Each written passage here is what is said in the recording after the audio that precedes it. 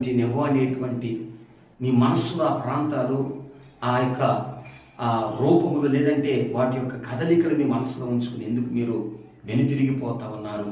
నిన్ను నడిపించిన దేవుని మర్చిపోయావా? బలపరిచిన దేవుని మర్చిపోయావా? చెయ్యి పట్టిన దేవుని మర్చిపోయావా? జీవింపజేసిన దేవుని మర్చిపోతున్నావా?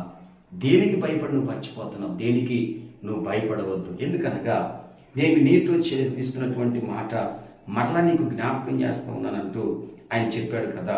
నిన్ను ఎత్తుకొనుచు రక్షించువాడను నేనే, నేనే నిన్ను ఎత్తుకొనుచు రక్షించువాడను నేనే. దేనికి నువ్వు భయపడొద్దు. ఏ రూపురేఖలని మనసులో ఉంచుకోవద్దు, దేనికి లొంగవద్దు.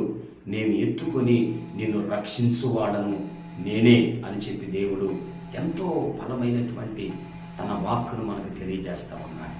ఈ మాటను బట్టి పిల్లరా, నేనే నిన్ను ఎత్తుకుని రక్షించువాడని చెబితే ఇంతకంటే భాగ్యం దేవుల్లో ఇంకేముంటుంది మనకి? ఆలోచించేయండి. ఎందుకు విశ్వాసంలో వెనుదిరిగిపోతూ చేతగాని తత్వంతో పడిపోతా ఉన్నారు? ఎత్తుకుని రక్షించేవాడు నేనని చెప్పిన దేవుడిచ్చిన ధైర్యం, దేవుడిచ్చిన మార్గాన్ని ఎందుకు మర్చిపోతా ఉన్నారు? అలా ఉండకూడదనే కదా దేవుడు ఇశ్రాయేలు ప్రజల్ని మరలా పురికొల్పుతా ఉన్నాడు. ఈ రోజుల్లో కూడా దేవుడు ఈ వాక్యముతో మనం పురికొల్పుతా ఉన్నాడు. భయపడవద్దు, ఆయన నిన్ను ఎత్తుకొని నిన్ను రక్షించేవాడు నీతో సజీవుడిగా ఉన్నాడని నువ్వు గుర్తుపెట్టుకో.